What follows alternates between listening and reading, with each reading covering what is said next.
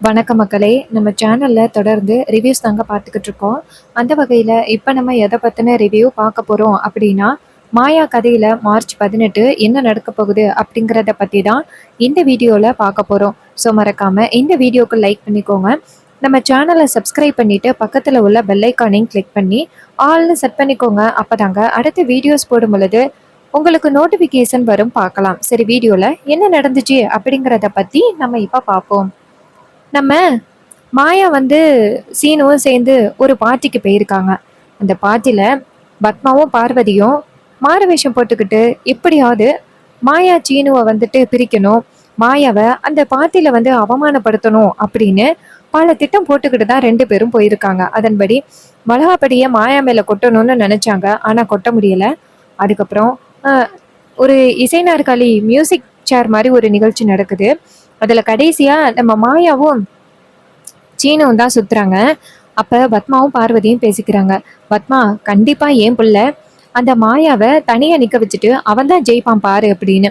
அப்ப பார்வதி சொல்றாங்க, ஆமாக்கா, இதனால மாயா அசிங்கப்பட்டே நிக்க போறா பாருங்க அப்படின்னு. அதே நேரத்துல மியூசிக் ஸ்டாப் ஆகுது. அப்ப கதிரும் நம்ம தனாவும் பார்த்துக்கிட்டு நிக்கிறாங்க. கதிர் சொல்றாரு, சீனு என்ன பண்ண போறான்னு தெரியலையே, மாயாவை தோற்கடிக்க போறான்.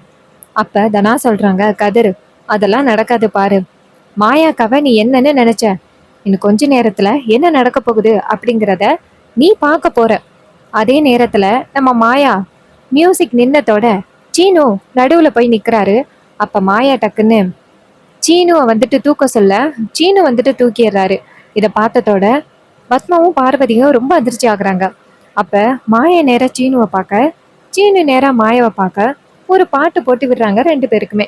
அப்புறமா எல்லாரும் கிளாப் பண்றாங்க. அப்ப சீனு மாயாவை இறக்கி விடுறாரு. அப்ப எல்லாரும் சொல்றாங்க, சார், இது மாதிரி இந்த வட்டத்துக்குள்ள யாராவது ஒருத்தர் மட்டும்தான் நிக்கணும் அப்படின்னு சொன்னோம். அதே மாதிரி நீங்க ஒருத்தர் நின்னுட்டீங்களே, ஆனா ஒய்ஃபை நீங்க தூக்கிட்டீங்க, அதனால நீங்க ரெண்டு பேருமே ஜெயிச்சிட்டீங்க. இந்த மாதிரி நாங்க யாருமே எதிர்பார்க்கவே இல்லை. நீங்க ரெண்டு பேருமே ஒண்ணுதான் அப்படிங்கிறத நிரூபிச்சிட்டீங்க அப்படின்னு சொல்லிட்டு எல்லாருமே மாயா சீனுவை பாராட்டுறாங்க. இந்த மாதிரி ஒரு ஹஸ்பண்ட் அண்ட் ஒய்ஃபை பாக்குறது இந்த காலத்துல ரொம்ப ஆச்சரியமா இருக்கு அப்படின்னு எல்லாரும் மாயாவையும் சீனுவையும் புகழ்றாங்க. இதையெல்லாம் பார்த்துட்டு செம டென்ஷன் ஆகுறாங்க அந்த பத்மாவும் பார்வதியும். பத்மா சொல்றாங்க, என்னடி இது இவ்வளவு கேவலமா இருக்கு. பார்வதி சொல்றாங்க, அக்கா, நான் தான் அப்பவே சொன்னனே, சீனு மாயாவை ஒண்ணு வெறுக்கவே இல்லை, அவன் மாயாவை காதலிக்கிறான். அதனாலதான் உங்ககிட்ட மாயாவுக்கு விவாகரத்து கொடுத்துட்டேன் அப்படி இப்படின்னு சொல்லி உங்களை ஏமாத்திட்டு ஒரு பக்கம் மாயா கூட ஹாப்பியா வாழ்ந்துகிட்டு இருக்கான். உங்களை மனசு கஷ்டப்படக்கூடாது அப்படிங்கிறதுக்காக தான் அவன் இப்படியெல்லாம் பண்ணிக்கிட்டு இருக்கான். அக்கா, நீங்க நல்லா ஏமாத்திட்டீங்கக்கா. இது கேட்டதோட செம்ம டென்ஷன் ஆகுறாங்க பத்மா. இல்ல பார்வதி, நான் விட மாட்டேன், இன்னைக்கு இவன் வீட்டுக்கு வரட்டும் இருக்கு. அப்ப பார்வதி சொல்றாங்க, அக்கா, நம்ம பல திட்டம் போட்டு எதுவுமே செல்லுபடி ஆகாம போச்சு, இனிமே என்னக்கா பண்றது. அதுக்கு பத்மா சொல்றாங்க, இனிமே என்ன, வீட்டுக்கு தான் போகணும். அப்ப பார்வதி சொல்றாங்க, ச்சே, இங்க வந்ததே வேஸ்டா போச்சுக்கா, நம்ம வேற கோயிலுக்கு போனோம் அப்படின்னு சொல்லிட்டு வந்தோம், கோயிலுக்கா இவ்வளவு நேரம்னு கேட்க போறாங்க. அப்ப பத்மா சொல்றாங்க, அதெல்லாம் நான் பாத்துக்கிறேன் வா, இனிமே வீட்டுல யாரு கேள்வி கேட்பா, நீ தானே அந்த வீட்டுல மூத்த ஆளு, அதனால நீ கவலைப்படாத, யாரு என்ன சொன்னாலும் நம்ம பாத்துக்கலாம். இது கேட்டதோட பார்வதியும் சரிக்கா அப்படின்னு சொல்லிட்டு நேரா வீட்டுக்கு கிளம்புறாங்க. அப்ப நம்ம தனாவும் கதிரும் பேசிக்கிறாங்க. கதிர் சொல்றாரு, தனா, நல்ல வேலை அவங்க ரெண்டு பேரும் போயிட்டாங்க. இதுக்கப்புறம் மாயா சீனுவை பழி வாங்கணும், மாயாவை தள்ளி விடணும் அப்படின்னு நினைக்கிறதுக்கு யாருமே இல்லை. நம்ம வீட்டுக்கு போகுமா. தனா சொல்றாங்க, இங்க பாரு சீனு, இங்க பாரு கதிர், வீட்டுக்கு போகலாம் அப்படின்னு சொல்ல, அப்ப டக்குன்னு அந்த இடத்துக்கு ஓனர் வராரு. என்ன, நானும் முதல்ல இருந்து பாத்துக்கிட்டே இருக்கேன், அப்படி போறீங்க இப்படி வரீங்க, எந்த வேலையும் பாக்குற மாதிரியே தெரியலையே. அப்ப அவரு நேரா தனாவை பார்த்து, இங்க பாருமா, அங்க ஜூஸ் எல்லாம் கொண்டாந்து இருக்கு, கெஸ்ட் எல்லாருக்கும் எடுத்து கொண்டாந்து கொடு. இது கேட்டதோட தனாவும் சரிங்க சார் அப்படின்னு சொல்லிட்டு போறாங்க. அப்ப அவரு நேரா கதிரை பார்த்து, ஏய், நானும் முதல்ல இருந்து பாத்துக்கிட்டு இருக்கேன், நீ அந்த பொண்ணு பின்னாடியே போறியே தவிர்த்து ஒரு வேலையும் ஒழுங்கா பாக்குற மாதிரி தெரியல, போய் வேலையை பாரு, அப்புறம் உன் சீட்டை கிழிச்சிருவேன். அதுக்கு கதிர் சொல்றாரு, சரி சரி அப்படின்னு சொல்லிட்டு அந்த இடத்துல இருந்து போறாரு. தனா நேரா ஜூஸ் எடுக்க போறாங்க. இன்னொரு பக்கம் நம்ம கார்த்தியை காமிக்கிறாங்க. கார்த்தி ரூமுக்கு போயிட்டு எப்படியோ ஒளிஞ்சிடறாரு. அப்ப கார்த்தி நினைக்கிறாரு, ரொம்ப நாளைக்கு அப்புறம் தனாவை பார்த்துருக்கேன். நம்மளுக்கு கையில லட்டு மாதிரி ஒரு சான்ஸ் கிடைச்சிருக்கு. அது எதுக்கு விடணும்? இவளை நம்ம கடத்திட்டா போதுமே அப்படின்னு அந்த கார்த்தி நினைக்கிறாரு.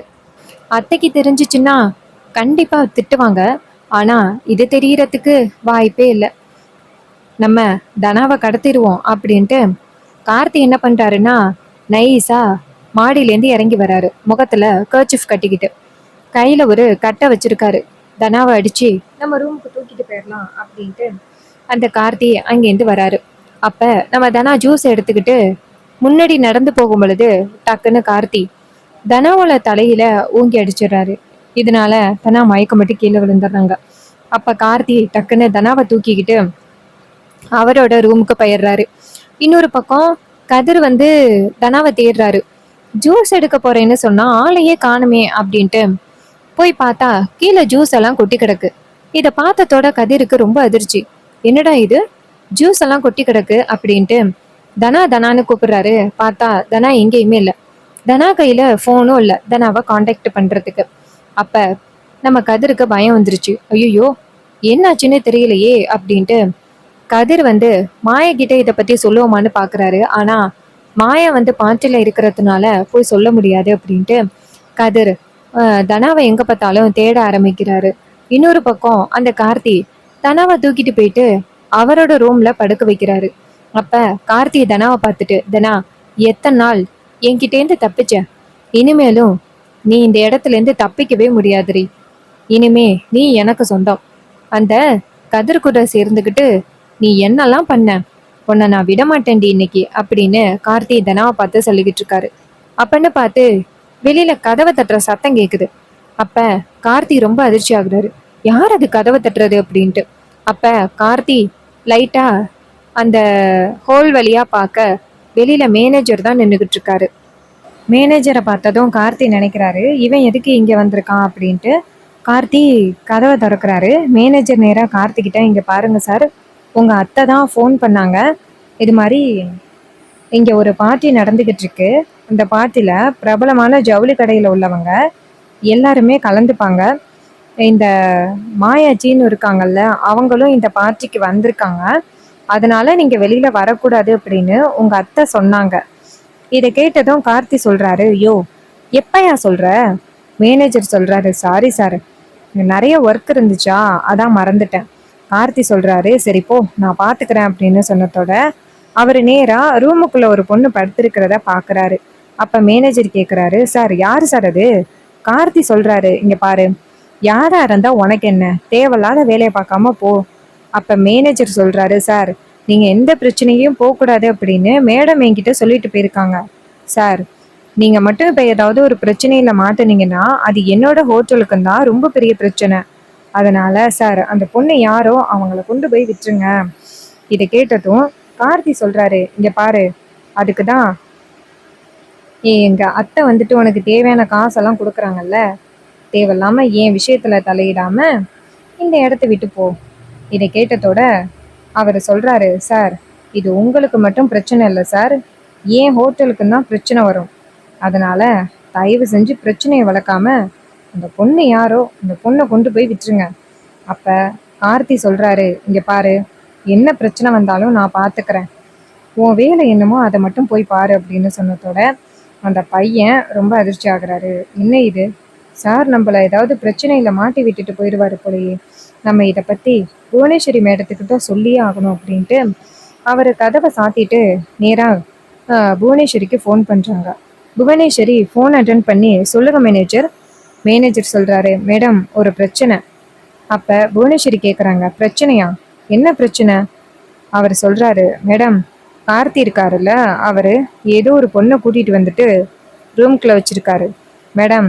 ஒருவேளை அந்த பொண்ணு பிரச்சனை ஏதாவது வந்துச்சுன்னா அப்புறம் ஏன் ஹோட்டலுக்கு தான் ஏதாவது பிரச்சனை வரும். நீங்க வாங்க மேடம். இதை கேட்டதோட புவனேஸ்வரி அதிர்ச்சியாகி, இந்த கார்த்தி கொஞ்சம் கூட திருந்தவே மாட்டான் போல அப்படின்ட்டு மேனேஜர் கிட்ட, இங்க பாருங்க, நான் இன்னும் கொஞ்ச நேரத்துல அங்க வரேன் அப்படின்னு சொல்லிட்டு போனை கட் பண்றாங்க புவனேஸ்வரி. இன்னொரு பக்கம் கார்த்தி வந்துட்டு நேரா அந்த தனா கிட்ட போயிட்டு, தனா எத்தனை நாள் வந்துட்டு நான் உன்னை பார்க்கணும்னு நினச்சிட்டு இருந்தேன். ஆனால் நீ பாட்டுக்கும் என்ன கல்யாணம் பண்ணாம அந்த கதிரை கல்யாணம் பண்ணிட்டு அவனுக்கு விவாகரத்தும் கொடுக்காம அவன் கூட சேர்ந்து வாழ்ந்துகிட்டு இருக்க. அப்ப நான் உனக்கு என்ன பைத்தியமா? நான் கண்டிப்பா உன்னை விட மாட்டேன். உன் குடும்பத்தை மானத்தை வாங்குறதுக்கு நீதான் எனக்கு கிடைச்ச சரியான வாய்ப்பு. எங்க அத்தை எத்தனை வருஷமா உன் குடும்பத்துக்கிட்ட அவமானப்பட்டுக்கிட்டு இருக்காங்க. அது எல்லாத்துக்கும் ஒரே தீர்வு நீதாண்டி அப்படின்னு கார்த்தி தனாவை பார்த்து சொல்லிக்கிட்டு நிற்கிறாரு.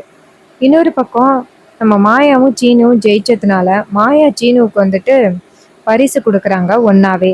அப்ப மாயா நேரா சீனுவை பார்த்து, பாத்தியா சீனு, நம்ம 2 பேரும் தனித்தனியா இருந்தா கண்டிப்பா ஜெயிக்க மாட்டோம். ஆனா ஒன்னா இருந்தா எவ்வளோ கஷ்டம் வேணாலும் கிராஸ் பண்ணி வந்துருவோம். இங்க பாரு சீனு, நீ எப்பவுமே வந்துட்டு இனிமே விவாகரத்து கொடுக்குறேன்னு சொல்லாத. அப்ப சீனு சொல்றாரு, இங்க பாரு மாயா, இது சாதாரண ஒரு போட்டி தான். அதை போய் வாழ்க்கையோட ஒப்பிடாத. இங்க பாரு, எனக்கு பிடிச்ச மாதிரி தான் என் லைஃப்ல நான் இருப்பேன். உன் பேச்சு கேட்கணும் அப்படின்னு எனக்கு அவசியம் இல்லை. எங்க அம்மா ஆசைப்பட்ட மாதிரி நான் உனக்கு விவாகரத்து கொடுத்துருவேன். உனக்கு எங்க போய் வாழணும்னு விருப்பமோ அங்க போயிட்டு வாழ்ந்துக்க. தயவு செஞ்சு என்ன தொந்தரவு பண்ணாத அப்படின்னு சீனு சொல்லிடுறாரு. இதை கேட்டதும் மாயா ரொம்ப அதிர்ச்சி ஆகுறாங்க. பத்மாவும் பார்வதியும் நேரா வீட்டுக்கு போறாங்க. அப்ப நம்ம ஜானகி நேரா பத்மாவையும் பார்வதியும் பார்த்து, 2 பேரும் கோயிலுக்கு போயிட்டு வந்தீங்களா? பத்மா சொல்றாங்க, ஆமாக்கா, கோயிலுக்கு தான் போயிட்டு வந்தோம் அண்ணி. அப்ப பார்வதி சொல்றாங்க, ஆமாக்கா, கோயிலுக்கு தான் போயிட்டு வந்தோம். ஏன், என்னாச்சு? ஜானகி சொல்றாங்க, இல்ல, இது மாதிரி நானும் கோயிலுக்கு தான் வந்தேன். நீங்க எந்த கோயிலுக்கு போயிருந்தீங்கன்னு சொல்லுங்களேன். அப்ப பார்வதி சொல்றாங்க, ஏங்கா, இந்த வீட்டுல எங்க போனாலும் சொல்லிட்டு தான் போகணுமா? நாங்க எங்கேயும் போறதுக்கு கொஞ்சம் கூட அனுமதியே இல்லையா? இதை கேட்டதும் நம்ம ஜானகி சொல்றாங்க, ஐயோ பார்வதி, என்ன இப்படி பேசுற? நான் சாதாரணமா தான் கேட்டேன். அப்ப பத்மா சொல்றாங்க, இங்க பாருங்க நீ, இனிமே நாங்க எங்க போறோம் எங்க வரோம் அப்படிங்கிறத ரொம்ப கேட்காதீங்க. என்னமோ நீங்க வந்துட்டு எங்களை அடிமை மாதிரி பயன்படுத்துற மாதிரி இருக்கு. அண்ணி, வீட்டுல உள்ள எல்லாரும் நிம்மதியா தானே இருக்கோம். நீங்க ஏன் இப்படி தேவையில்லாம பிரச்சனையை கொண்டு வரீங்க? நாங்க கோயிலுக்கு போயிட்டு வர்றது கூட உங்களுக்கு பிடிக்கல. அப்ப ஜானகி சொல்றாங்க, ஐயோ பத்மா, ஏன் இப்படி தப்பாவே புரிஞ்சுக்கிற? கோயிலுக்கு போனேன், உங்களை பார்க்கலையேன்னு தான் கேட்டேன். அப்ப பார்வதி சொல்றாங்க, அண்ணி, இனிமே உங்களுக்கெல்லாம் பதில் சொல்லணும் அப்படின்னு அவசியம் கிடையாது அப்படின்னு சொல்லிட்டு பார்வதி போக, இதை பார்த்துட்டு ஜானகி அதிர்ச்சி ஆகுறாங்க. கோயிலுக்கு போயிட்டு வந்தீங்களான்னு கேட்டேன், அதுக்கு போய் என்ன இவளுக இப்படி பேசுறாளுங்க? அப்புறமா நம்ம புவனேஸ்வரி நேரா ஹோட்டலுக்கு வராங்க. அங்க வந்ததோட நம்ம கதிர் வந்துட்டு ரொம்ப நேரமா தனாவை தேடிக்கிட்டு இருக்காரா, தனாவை காணோம் அப்படின்னு. அப்பதான் புவனேஸ்வரியை பாக்குறாங்க. புவனேஸ்வரி இங்க வந்திருக்கானா? அப்ப தனா சொன்ன மாதிரி கார்த்தி இங்கதான் இருப்பானோ? அப்ப அந்த கார்த்தி தனாவெல்லாம் கடத்தி இருப்பானோ அப்படின்னு கதிர் சந்தேகப்படுறாரு. அப்ப கதிர் நினைக்கிறாரு, இந்த விஷயத்த பத்தி மாயா கிட்ட உடனே சொல்லி ஆகணும் அப்படின்ட்டு நேரா மாயாவை கூப்பிடுறாரு. மாயா கதிரை பார்த்ததோட அதிர்ச்சியாகி அங்கேருந்து வராங்க. வந்துட்டு, கதிர், நீ இங்க என்ன பண்ணிக்கிட்டு இருக்க? கதிர் சொல்றாரு, மாயா, அதை பத்தி அப்புறம் சொல்றேன், இங்க வா அப்படின்னு சொல்ல மாயா கேக்குறாங்க, என்னாச்சு கதிர்? கதிர் சொல்றாரு, மாயா, நானும் தனாவும் இங்க வந்திருந்தோம். மாயா கேக்குறாங்க, நீங்க 2 பேரும் எதுக்கு இங்க வந்திருந்தீங்க?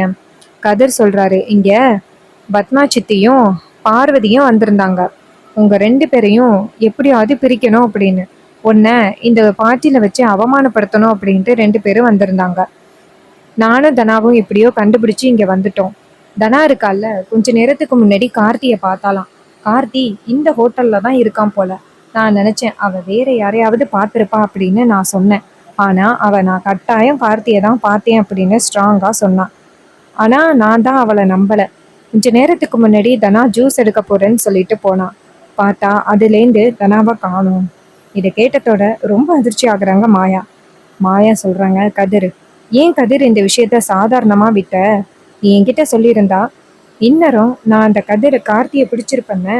அப்ப அந்த கார்த்தி இங்கதான் இருக்கானா? அப்ப கதிர் சொல்றாரு, அதோட அந்த புவனேஸ்வரி இருக்கால, அவளும் இந்த ஹோட்டலுக்கு வந்திருக்கா. அப்ப கண்டிப்பா கார்த்தி இங்க இருக்கான் அப்படின்னு தானே அர்த்தம். சீக்கிரம் வா அப்படின்னு சொல்லிட்டு 2 பேருமே சேர்ந்து போறாங்க. அப்ப நம்ம புவனேஸ்வரி வந்துட்டு நேராக கார்த்தியை போய் பார்க்குறாங்க. அதாவது கார்த்தியோட ரூம் கதவை தட்டுறாங்க. அப்போ கார்த்தி நினைக்கிறாரு, ச்சே மறுபடி யார் வந்தது அப்படின்ட்டு போயிட்டு கதவை திறக்கும் பொழுது தான் புவனேஸ்வரி நிற்கிறாங்க. புவனேஸ்வரி இங்கேருந்து வந்துட்டு கார்த்தியை ஓங்கி அரைஞ்சு, டேய் என்ன காரியண்டா பண்ணியிருக்க, யாருடா அது அப்படின்னு பார்த்தா தனா தான் படுத்திருக்காங்க. தனாவை பார்த்ததோட நம்ம புவனேஸ்வரி அதிர்ச்சி ஆகுறாங்க. புவனேஸ்வரி கார்த்திகிட்ட, டேய் இவ எப்படா இங்க வந்தா? அப்ப கார்த்தி சொல்றாரு, அத்தை தெரியலத்த, இவ ஏதோ இங்க வேலை பார்க்குற மாதிரி வந்து நின்னா, என்னை கண்டுபிடிக்கிறதுக்காக வந்தான்னு நினைச்சு இவளை கடத்திட்டேன். இதை கேட்டதும் புவனேஸ்வரி கார்த்திய, இங்க பாருடா, நீ இப்படி ஒரு முட்டாளா இருப்ப அப்படின்னு நான் எதிர்பார்க்கவே இல்லை. ஏன்டா இப்படி பண்ற? இங்க பாரு, தயவு செஞ்சு சொல்றதை கேளு, இனிமே எந்த பிரச்சனையும் கொண்டுட்டு வராத. இதை கேட்டதோட கார்த்தி சொல்றாரு, சரியத்த, இப்ப எப்படி இவளை வெளியில அனுப்புறது? அப்ப புவனேஸ்வரி சொல்றாங்க, இதுக்கு மேல நீ இந்த ஹோட்டல்ல இருக்கிறது நல்லதே கிடையாது. அதனால நீ இந்த இடத்த விட்டு போயிரு, நான் எப்படியாவது சமாளிச்சுக்கிறேன். இதை கேட்டதும் கார்த்தி அந்த இடத்துல இருந்து தப்பிச்சு போறாரு. இன்னொரு பக்கம் மாயா, கதிர் எல்லாரும் வர, அப்ப புவனேஸ்வரி பசுபதி ரூம்ல இருக்க தனா மயங்கி கிடக்கிறத பார்த்துட்டு நம்ம மாயா ஓடி வந்து, தனா என்னாச்சு அப்படின்ட்டு நேரா புவனேஸ்வரியை பார்த்து, ஏய் தனாவை என்ன பண்ண அப்படின்னு கேட்க, புவனேஸ்வரி சொல்றாங்க, ஏய் எனக்கு என்னடி தெரியும், இவளை பார்த்தா இவ இங்க மயங்கி கிடக்குறா, எனக்கு இதுக்கும் எந்த சம்மந்தமும் இல்லை. அப்ப ஹோட்டல்ல உள்ளவங்க எல்லாரும் வராங்க. வந்ததோட என்னாச்சு அப்படின்னு கேக்குறாங்க. அப்ப புவனேஸ்வரி மேனேஜர் கிட்ட லைட்டா கண்ணை காமிக்க, மேனேஜர் சொல்றாரு, இந்த பொண்ணு இங்க வேலை பார்க்குற பொண்ணு இல்லையே, எதுக்காக இந்த பொண்ணு இங்க வந்துச்சு அப்படின்ட்டு புது பிரச்சனையை உண்டாக்குறாரு. அப்பதான் மாயா சொல்றாங்க, இங்க பாருங்க மேனேஜர், நீங்க ஏதோ புது பிரச்சனையை கொண்டுட்டு வர்றதுக்காக இப்படி பேசுறீங்க. நீங்க பாருங்க, தனா வந்துட்டு இப்படி மயங்கி கிடக்கிறதுக்கு இவனோட பையன் அந்த கார்த்தி தான் காரணம். அவன் தான் தனாவா கட்டையால தலையில அடிச்சிருக்கான். இது கேட்டதோட ஜானகி சொல்றாங்க, செத்து போன ஒருத்தனை இன்னும் உயிரோட இருக்கான்னு சொல்லிக்கிட்டு இருக்கே, உனக்கு அறிவே இல்லையா? இங்க பாரு மாயா, இனிமே நீ என்ன பண்ணாலும் உன் செக்கு இங்க செல்லுபடி ஆகாது. கார்த்தி உயிரோட இல்லை, தேவையில்லாம இந்த மாதிரியெல்லாம் பண்ணி எங்களை வந்துட்டு அவமானப்படுத்தணும் அப்படிங்கிறதுக்காக பண்ற. அப்ப கதிர் கேக்குறாரு, சரி நீங்க இங்க என்ன பண்ணிக்கிட்டு இருக்கீங்க? அப்ப புவனேஸ்வரி சொல்றாங்க, ஏன் நாங்கெல்லாம் இந்த பார்ட்டிக்கு வரக்கூடாதா? எங்ககிட்டயே 2-3 ஜவுளி கடை இருக்கு தெரியும்ல. இதை கேட்டதோட கதிர் வந்துட்டு அமைதியா இருக்க. மாயா நேரா புவனேஸ்வரியை பார்த்து, இங்க பாரு, நீ புத்திசாலித்தனமா பேசுறேன் அப்படின்னு சொல்லிட்டு நீ பல விஷயங்களை பண்ணிக்கிட்டு இருக்க, உனக்கு சரியான ஆப்பு இன்னும் கொஞ்ச நாள்ல கிடைக்கும் பாரு அப்படின்னு சொன்னதோட அந்த புவனேஸ்வரி மாயாவை பார்த்து அதையும் பார்க்கலாம் அப்படின்னு சொல்லிட்டு சவால் விடுறாங்க. ஸோ இந்த எபிசோடு உங்களுக்கு பிடிச்சிருந்துச்சு அப்படின்னா இந்த வீடியோக்கு மறக்காமல் லைக் பண்ணிக்கோங்க. நம்ம சேனலை சப்ஸ்கிரைப் பண்ணிவிட்டு பக்கத்தில் உள்ள பெல் ஐக்கானையும் கிளிக் பண்ணி ஆல்னு செட் பண்ணிக்கோங்க.